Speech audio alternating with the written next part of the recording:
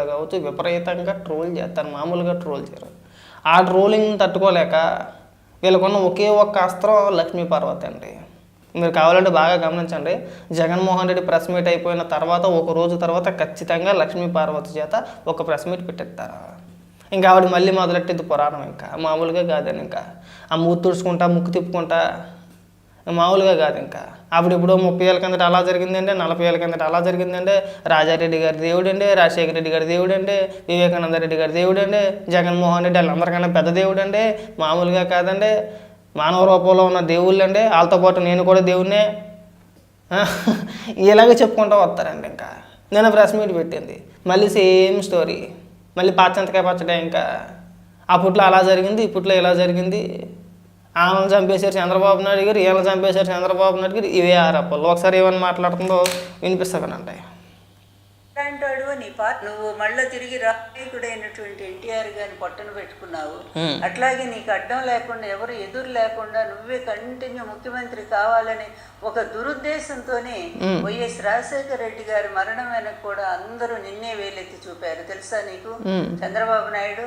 ఎందుకంటే నువ్వు అసెంబ్లీలో 3 రోజుల ముందే కదా నువ్వు మళ్ళీ తిరిగి రావని మాట్లాడిన మాటలు అప్పుడు ప్రతి ఒక్కళ్ళు కూడా తెలుగునాటి మాట్లాడుకున్నారు. నీకు అన్ని తెలుసు, ఎందుకంటే ఆ కుట్రకి నువ్వే కదా కేంద్ర బిందువు. సరే ఒక నిమిషం, ఆ కుట్రకి ఎవరు కేంద్ర బిందువో ఇప్పుడు క్లారిటీగా ఒకసారి గతంలో జరిగిన సంఘటనలు ఒకసారి మనం గుర్తు చేసుకుంటే మనకి పిక్చర్ క్లియర్గా కనబడిపోద్ది. ఆ రోజున రాజశేఖర రెడ్డి గారు చనిపోయిన తర్వాత శవం కూడా ఇంటికి రాకముందే సంతకాల సేకరణ చేశారు. జగన్మోహన్ రెడ్డి ముఖ్యమంత్రి అవ్వడం కోసం సంతకాల సేకరణ జరిపారని చెప్పేసి ఇప్పటికీ కూడా అప్పటి సీనియర్ నాయకులు, కాంగ్రెస్ పార్టీ అప్పటి సీనియర్ నాయకులు ఇప్పటికీ కూడా మాట్లాడుతూ ఉంటారండి. అది నిజమో కాదో వాళ్ళే క్లారిటీ చెప్పాలి, మీరే తీర్చి చెప్పాలి. అది సంతకాల సేకరణ చేశారా చేయలేదా. రెండోది, ఆయన చనిపోయిన తర్వాత ఆయన మరణం పైన అనుమానాలు ఉన్నాయని చెప్పేసి అని ఒక ప్రముఖ వ్యాపారవేత్త ఆయనకి సంబంధించిన స్టోర్ల పైన దాడి చేశారా చేయలేదా, ఆరోపణ చేశారా చేయలేదా. ఆ దాడి చేసినప్పుడు అనేక మంది కార్యకర్తల పైన కేసులు నమోదైనయే లేదా, జైలుకి కూడా వెళ్ళారు. ఇప్పటికి కూడా కొంతమంది అయితే అదే కేసులు తిరుగుతున్నారు కూడా కోర్టులకి కదా.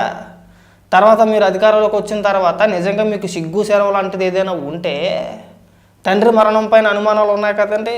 తర్వాత వివేకానంద రెడ్డి హత్య గురించి కూడా మాట్లాడదాం.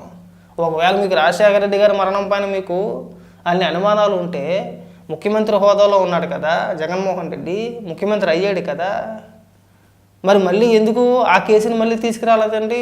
మళ్ళీ విచారణ జరిపించాలని చెప్పేసి అని కేంద్రానికి లేఖ రాయడమో లేదంటే మళ్ళీ సిబిఐ విచారణ జరపండి అని చెప్పేసి అనడమో ఎందుకు చేయలేదండి.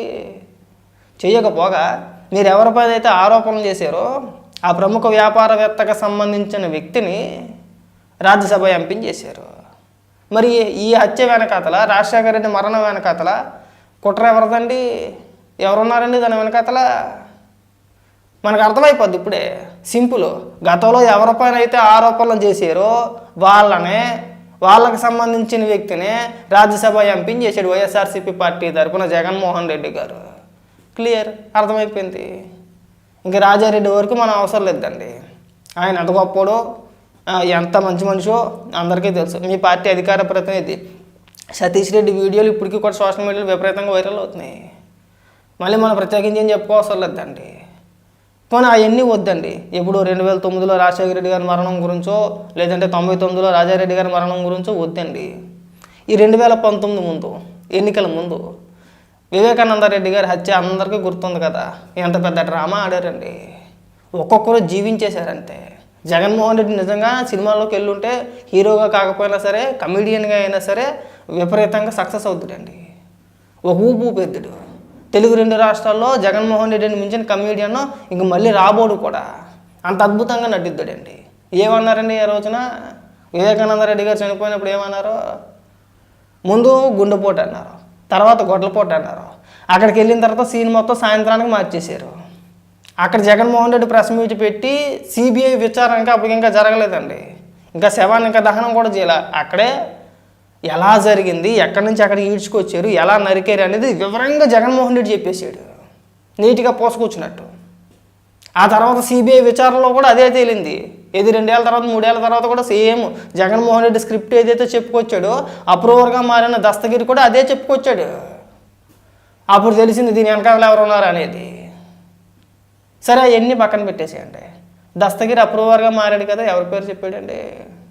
అవినాష్ రెడ్డి పేరు చెప్పాడు, భాస్కర్ రెడ్డి పేరు చెప్పాడు. ఎవరు అధికారంలో ఉన్నప్పుడండి? జగన్మోహన్ రెడ్డి ముఖ్యమంత్రిగా ఉన్నప్పుడు. దాని వెనకాతలు ఎవరున్నారండి? సిబిఐ విచారణలో ఏం తేలిందండి? ప్రధాన పాత్రధారులు సూత్రధారులు ఎవరండి? అవినాష్ రెడ్డి, భాస్కర్ రెడ్డి. వాళ్ళిద్దరూ ఇవాళ బెయిల్ పైన ఉన్నారు. బెయిల్ పైన ఉన్నారా లేరా? ఇవాళ జగన్మోహన్ రెడ్డి తమ్ముడు, అలాగే జగన్మోహన్ రెడ్డి చిన్నాన్న భాస్కర్ రెడ్డి, వీళ్ళిద్దరూ కూడా వివేకానంద రెడ్డి గారి హత్య కేసులో బెయిల్ పైన ఉన్నారా లేరా? బెయిల్ పైన ఉన్నారు కదా. ప్రధాన నిందితులు ఎవరండి? వాళ్ళే. మరి దానికి చంద్రబాబు నాయుడు గారికి ఏం సంబంధం అండి? చంద్రబాబు నాయుడు గారి పేరు ఏమి ప్రస్తావన తీసుకురాలా సిబిఐ విచారణలో, ఎక్కడ కూడా రాలా. మరి మీరు చేతిలో కత్తెట్టి ప్రచారం చేసేసారు.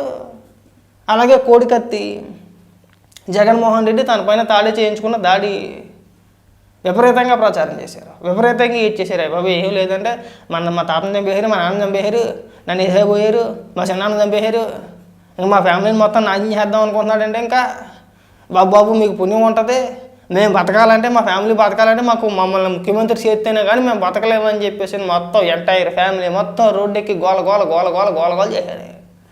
సింపతి. ఆ సింపతితో జనం అంతా కూడా ఓట్లు వేసారు.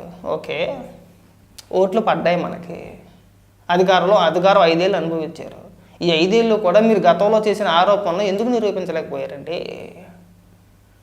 పాత్రధారులు ఎవరో, సూత్రధారులు ఎవరో, ఏ హత్య వెనకాతలు ఎవరున్నారు అనేది అందరికీ తెలిసిందే.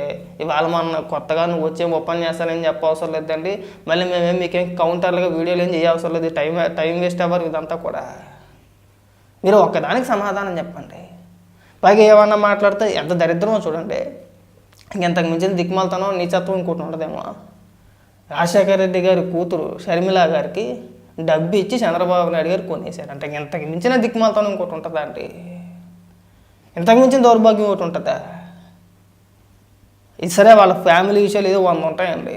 ఆస్తి తగాదాలా, ఇంకోట లేదంటే జగన్మోహన్ రెడ్డి రాజకీయంగా షర్మిలను వాడుకొని వదిలేశాడు, ఇంకోటి అని ఉంటాయి. వాళ్ళకి డబ్బులు ఇచ్చి చంద్రబాబు నాయుడు గారు కొనేశారు. విజయమ్మ గారికి డబ్బు ఇచ్చి కొనేసారు.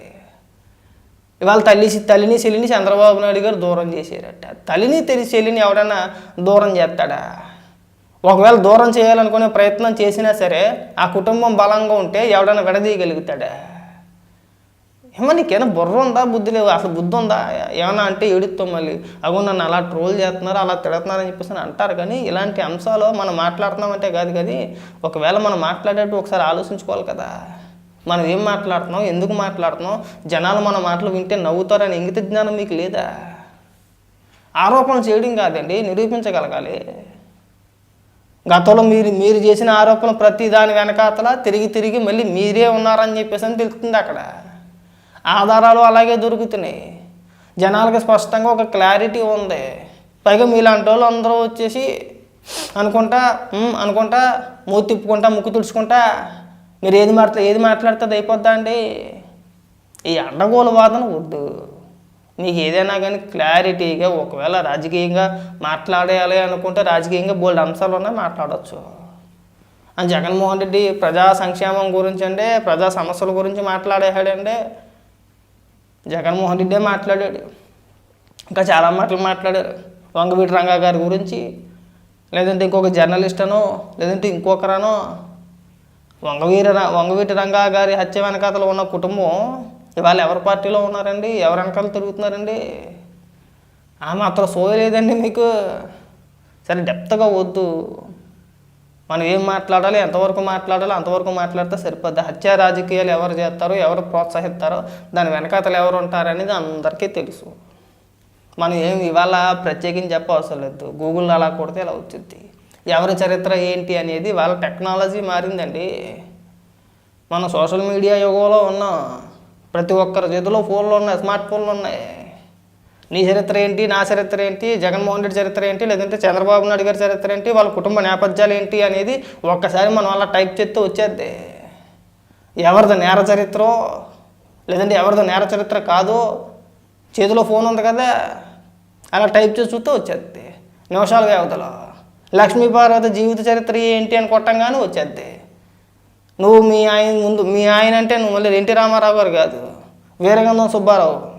వీరగంధం సుబ్బారావు గారి దగ్గర పెళ్లి కాకముందు ఎలా జాయిన్ అయ్యావు, ఆయన నిన్ను ఎలా చదివించాడు, ఆ తర్వాత నువ్వు ఆయన ఎలా పెళ్లి చేసుకున్నావు, పెళ్లి చేసుకోవాలని చెప్పేసి నేను ఎలా బలవంతం చేసావు, ఆ తర్వాత ఒక అబ్బాయి పుట్టిన తర్వాత జీవిత కథ రాస్తానని పేరుతో ఎన్టీ రామారావు గారికి ఎలా దగ్గర అయ్యావు, ఎన్టీ రామారావు గారిని ఎలా పెళ్లి చేసుకున్నావు, తర్వాత నీ కుమారుడు నీకు దూరంగా ఎందుకున్నాడు, తర్వాత నీకు ఈ వీరగంధం సుబ్బారావు గారు ఒక ఇంటర్వ్యూ ద్వారాగా నీ భోగవతాలు మొత్తం ఏ విధంగా చెప్పుకొచ్చాడు అన్నీ వివరంగా వచ్చేస్తాయండి.